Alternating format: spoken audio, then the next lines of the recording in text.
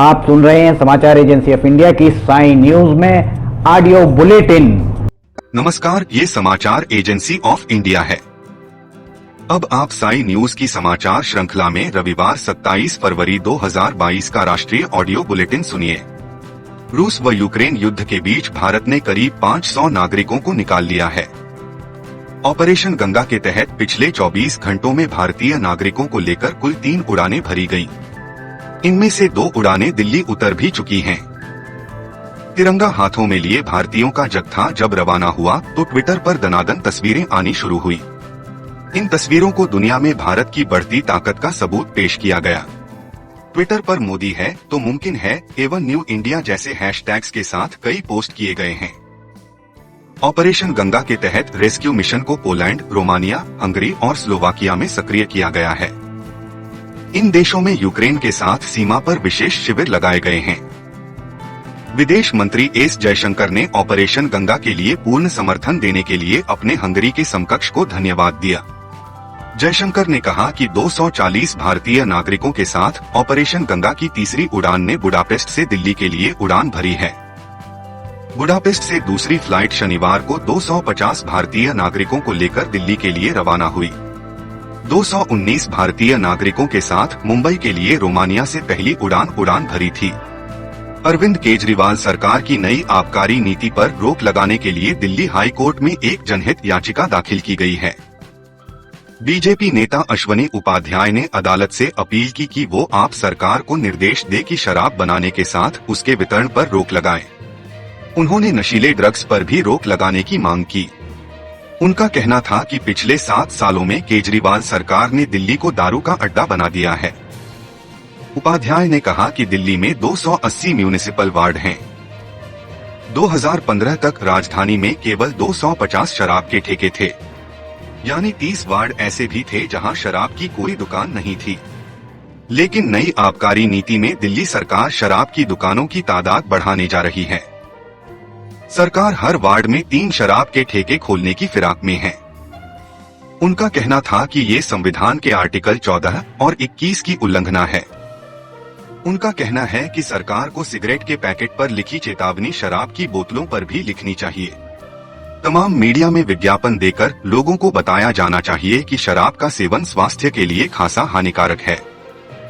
उनका कहना है कि आप सरकार लोगों की सेहत से खिलवाड़ कर रही है।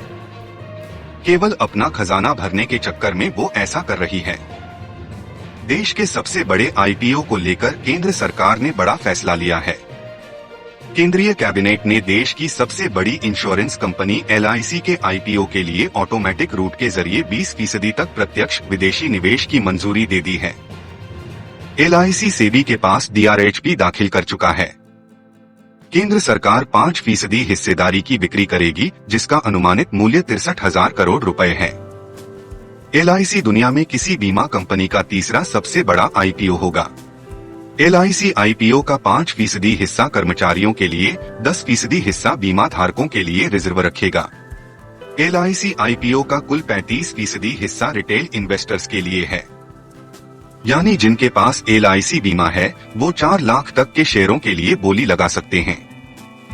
प्रधानमंत्री मोदी ने मन की बात की और इस दौरान उन्होंने उन मूर्तियों के बारे में भी बात की जिसे चोरी कर विदेश ले जाया गया था और बाद में सरकार के प्रयासों द्वारा उसे फिर से वापस भारत लाया गया। प्रधानमंत्री मोदी ने मन की बात में तंजानिया के उस भाई बहन का भी जिक्र किया जो भारतीय भाषाओं के गानों पर वीडियो बनाते हैं। तंजानिया के भाई बहन का किया जिक्र। पीएम मोदी ने कहा कि भारतीय संस्कृति और अपनी धरोहर की बात करते हुए मैं आज आपको मन की बात में 2 लोगों से मिलवाना चाहता हूं। इन दिनों फेसबुक, ट्विटर, इंस्टाग्राम पर तंजानिया के 2 भाई बहन किली पॉल और उनकी बहन नीमा बहुत चर्चा में हैं। मुझे पक्का भरोसा है कि आपने भी उनके बारे में जरूर सुना होगा। उनके अंदर भारतीय संगीत को लेकर एक जुनून है, एक दीवानगी है और इसी वजह से वह काफी लोकप्रिय भी हैं। लिप सिंक्रोनाइज अर्थात बोल के हिसाब से अपने होंठ चलाना के उनके तरीके से पता चलता है कि इसके लिए वे कितनी ज्यादा मेहनत करते हैं। पीएम मोदी ने आगे भारतीय नौजवानों से अपील करते हुए कहा कि मैं देश के नौजवानों से आह्वान करना चाहता हूं कि आप भी तंजानिया के भाई बहन की तरह भारतीय भाषाओं के गानों पर वीडियो बनाइए, इससे आप भी बहुत लोकप्रिय हो जाएंगे। पीएम ने आगे कहा कि अगर तंजानिया के किली और नीमा भारत के गीतों पर लिप सिंक्रोनाइज कर सकते हैं, तो क्या गुजरात के बच्चे तमिल की गीतों पर, केरल के बच्चे असम की गीतों पर करें। इससे ऐसा माहौल बना सकते हैं जिससे एक भारत श्रेष्ठ भारत हम अनुभव कर सकेंगे। कांग्रेस के वरिष्ठ नेता गुलाम नबी आजाद के भतीजे मुबाशिर आजाद रविवार को भाजपा में शामिल हो गए और कहा कि वह जमीनी स्तर पर प्रधानमंत्री नरेंद्र मोदी के विकास कार्यों से प्रभावित हैं। गुलाम नबी आजाद के सबसे छोटे भाई लियाकत अली के बेटे मुबाशिर आजाद ने यह भी कहा कि उनके चाचा का कांग्रेस नेतृत्व द्वारा अपमान किया गया था, जिससे उन्हें दुख हुआ और उन्होंने भव्य पुरानी पार्टी के साथ संबंध तोड़ लिया। हालांकि उन्होंने दावा किया कि उन्होंने अपने चाचा के साथ भाजपा में शामिल होने की योजना पर चर्चा नहीं की। सुप्रीम कोर्ट ने 1997 में हुई एक हत्या मामले में उम्र कैद की सजा पाए एक व्यक्ति को बरी करते हुए कहा कि मकसद का पूर्ण अभाव होना एक अलग रंग लेता है और निश्चित रूप से यह आरोपी के पक्ष में जाता है। Justice UU Lalit, justice SR Bhat और जस्टिस पीएस नरसिम्हा की बेंच ने साथ ही यह टिप्पणी भी की कि इसका अर्थ यह नहीं है कि मकसद के अभाव में अभियोजन के मामले को खारिज कर दिया जाना चाहिए। बेंच ने 2014 में छत्तीसगढ़ हाई कोर्ट द्वारा सुनाए गए आदेश को खारिज कर दिया। मामले में दोषी ठहराने और उम्र कैद की सजा सुनाने के निचली अदालत के आदेश को आरोपी ने हाई कोर्ट में चुनौती दी थी, लेकिन उसकी याचिका को खारिज कर दिया गया था। हाई कोर्ट के आदेश को सुप्रीम कोर्ट में चुनौती दी गई थी। बेंच ने 25 फरवरी के अपने आदेश में कहा कि ऐसा नहीं है कि केवल आरोपी का मकसद एक अहम कड़ी होता है जिसे अभियोजन को साबित करना होता है। उसके अभाव में अभियोजन का मामला खारिज नहीं किया जा सकता है, लेकिन इसके साथ ही मकसद का पूर्ण अभाव मामले को नया रूप देता है और इसकी अनुपस्थिति निश्चित ही आरोपी के पक्ष में जाती है। केंद्रीय अल्पसंख्यक मंत्री मुख्तार अब्बास नकवी ने कहा कि देश में हिजाब पहनने पर कोई पाबंदी नहीं है। नकवी आज केंद्रीय संस्कृति और पर्यटन मंत्री जी किशन रेड्डी के साथ तेलंगाना में एनटीआर स्टेडियम में आयोजित 37वें हुनर हाट का उद्घाटन करने पहुंचे। इस दौरान उन्होंने पत्रकारों से बातचीत में कहा कि यह मामला पहले से ही अदालत में विचाराधीन है। देश में लोग कुछ भी पहनने के लिए स्वतंत्र हैं। डेरा सच्चा सौदा प्रमुख गुरमीत राम रहीम सिंह की फरलो की मियाद आज पूरी हो गई। कल सुबह राम रहीम को सुनारिया जेल में सरेंडर करना है। अपनी फरलो के सभी दिन डेरा सच्चा सौदा प्रमुख गुरमीत राम रहीम ने गुरुग्राम स्थित डेरा सच्चा सौदा में बिताए, लेकिन सिरसा में डेरा समर्थक राम रहीम का आने का इंतजार करते रहे। रोजाना सिरसा के डेरा और आसपास कॉलोनी में राम रहीम के आने की चर्चाओं के बाजार गर्म रहे। कई बार तो डेरा समर्थक रात रात तक राम रहीम के सिरसा आने का इंतजार में सड़कों पर खड़े रहे।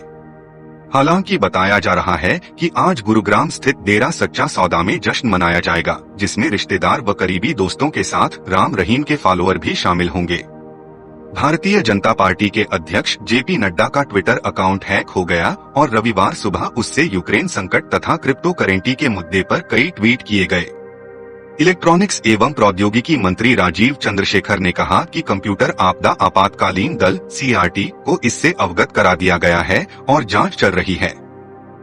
इसके कुछ समय बाद ही उनके अकाउंट को सुरक्षित कर लिया गया।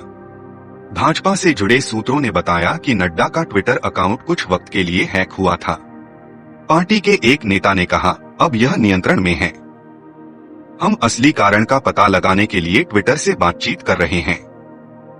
नड्डा के अकाउंट से एक ट्वीट में यूक्रेन की मदद के वास्ते दान करने की अपील की गई थी, तो वहीं दूसरे ट्वीट में रूस की मदद का अनुरोध किया गया था। ट्वीट में कहा गया, अब क्रिप्टो करेंसी में दान स्वीकार किया जा रहा है। किसी नेता के ट्विटर अकाउंट के हैक होने का यह पहला मामला नहीं है। इससे पहले पिछले वर्ष दिसंबर में प्रधानमंत्री नरेंद्र मोदी का ट्विटर अकाउंट भी हैक कर लिया गया था और उससे बिटकॉइन के संबंध में ट्वीट किया गया था। प्रधानमंत्री मोदी के व्यक्तिगत ट्विटर हैंडल को कुछ समय के लिए हैक किए जाने के बाद एक ट्वीट में यह भी दावा किया गया था कि भारत ने आधिकारिक तौर पर 500 बिटकॉइन खरीदे हैं और उन्हें वह अपने नागरिकों के बीच वितरित कर रहा है, और इस संबंध में एक लिंक भी साझा किया गया था।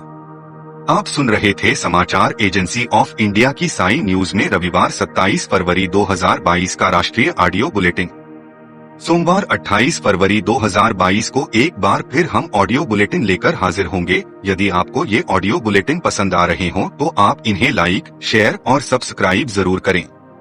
अभी आपसे अनुमति लेते हैं। जय हिंद।